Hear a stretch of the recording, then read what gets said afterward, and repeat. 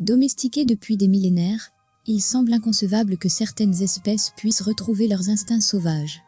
La question se pose alors, nos animaux domestiques survivraient-ils à la disparition de l'espèce humaine? La réponse ne semble pas faire débat pour les chats. En effet, les campagnes et les villes du monde entier sont pleines de chats domestiques retournés à l'état sauvage. C'est à se demander si le chat domestique n'avait pas conclu, il y a des milliers d'années, une association avec l'homme, plutôt que d'avoir été choisi par lui comme le chien. Il a conservé la force de son instinct et sa vivacité de chasseur. Les chats domestiques attrapent tout type d'animaux, même s'ils ne les mangent pas. Vu leur taille, les chats seraient la proie de grands prédateurs, qui ne manqueraient pas de revenir après la disparition de l'être humain. Mais ils sont très prolifiques, et en grimpant aux arbres, ils sont à l'abri de la plupart des prédateurs, à l'exception peut-être des grands félins comme le lynx, le puma ou autres jaguars.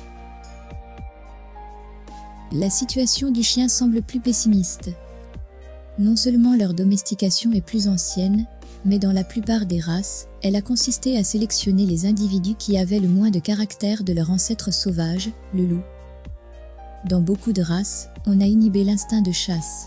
Même les races les plus proches du loup ont un cerveau qui porte la marque de 20 millénaires de domestication.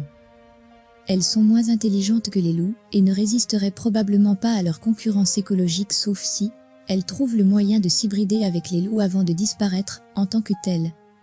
Quant aux races petites et moyennes, elles seraient en concurrence avec les renards, les coyotes, les chacals et même les félins. Il n'est absolument pas sûr qu'elles en sortent gagnantes. Le résultat dépendra sans doute des nouvelles conditions écologiques résultant de la disparition de l'homme, et qui devraient varier selon les continents.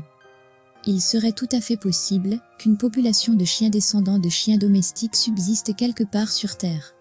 C'est même sûr, car il y en a déjà une, les dingos australiens.